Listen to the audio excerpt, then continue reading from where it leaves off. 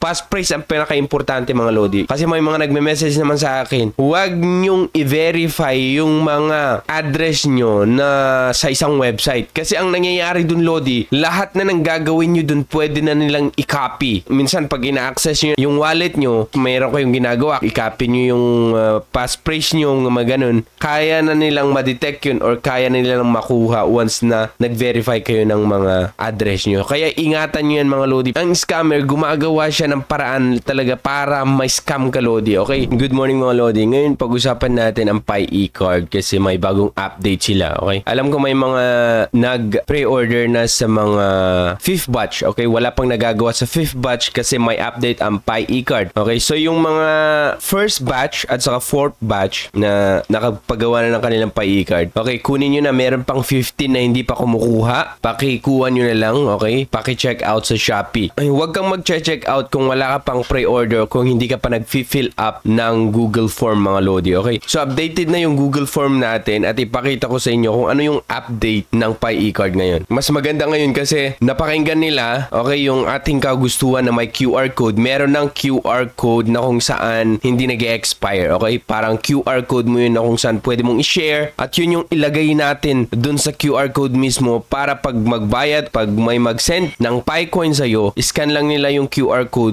dun sa card mismo at ang mangyayari, babayaran ka na nila ng Pi coin mo. Okay? So, paano natin gagawin yun? Pag wala ka pang Pi e-card, ito ay yung mga KYC na mga Lodi, okay? Pi, type mo lang dyan sa Pi browser, e-card, enter, wait mo lang, and then eto sa pinakauna, click mo yan, waiting. So, ayan, okay, nakita nyo, naka-open na tayo. Yung mga wala pa dito, yun, i-access nyo lang yung Pi e-card. Mayroon akong video dyan kung paano i-access, okay? Nasa description. Okay, ngayon, ang gagawin lang natin ngayon is paano natin kunin yung QR code natin. So, dito, pag makita mo na ganito na yung style, punta ka lang dito sa account, okay? Punta ka dito sa account. Makita mo to, create a payable QR code. Yan. At yan, i-screenshot mo and then i-add mo dun sa Google Form. Ganun lang kadali, okay? Para magamit natin itong QR code, additional na gamit na din sa Pi e-card natin. Para hindi na natin kailangan ilabas yung phone, ilabas ito, tapos ganito, ganito. So, ibigay mo lang yung Pi e-card mo and then scan nila, pwede na silang magbayad sa'yo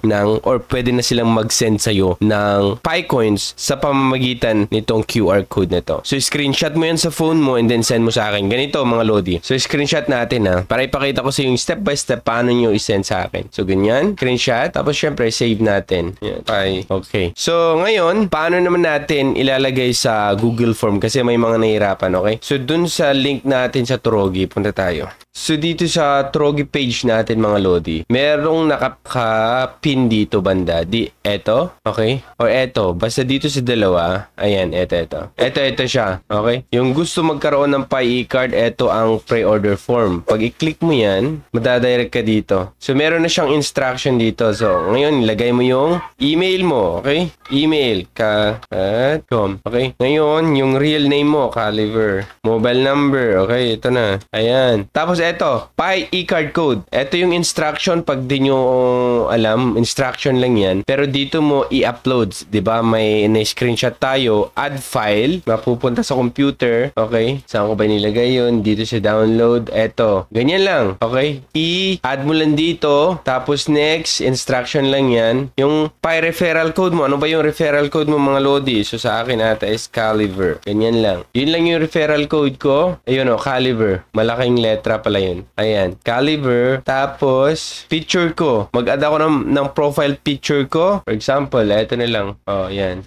Oh, na-add ko na, di ba? Ganun lang, i-add mo lang. Ayun, meron na. Ngayon, eto na yung bayad mo. Magbabayad ka ng screenshot. Screenshot mo yung bayad mo sa GCash. Okay, magsisend ka ng 150 dito sa number na to. At screenshot mo. Once sa screenshot, i-add mo dito na. Parang add. Tapos, para mayroon akong parang proof na nagbayad ka. Ganun mga Lodi, okay? Okay, wala akong screenshot dito. Pero, parang ganun. For example, eto na lang. Sample lang. Yan. Okay?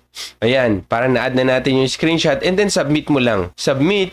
Dapat screenshot kasi hindi nila gagawan yan pag di nila nakita na walang screenshot. O na-submit yung response nyo, okay? Ngayon, ang gagawin natin, check natin kung natanggap natin. So, pag check nyo dito sa list natin, first, third batch, dito sa fifth batch, dito. Pinakababa. Ayan o. Eto na yung name ko. At eto yung PayE card, pinamadali. At eto yung PayE card, bagong-bago, mas madali na, mas may gamit na yung card natin. Hindi lamang username, kundi yung QR code, pwede mo nang magamit sa PayE card mo, Lodi. Ibigay mo lang and then pwede na silang magbayad sa'yo. Okay, scan lang nila yung QR code. So, ayan mga Lodi, okay? Kung gusto niyo mag-order ng PayE card, mag-fill up muna kayo sa form at make sure na sundin niyo yung ginawa natin mga Lodi. Ako si Trogi and thank you so much for watching. Bye!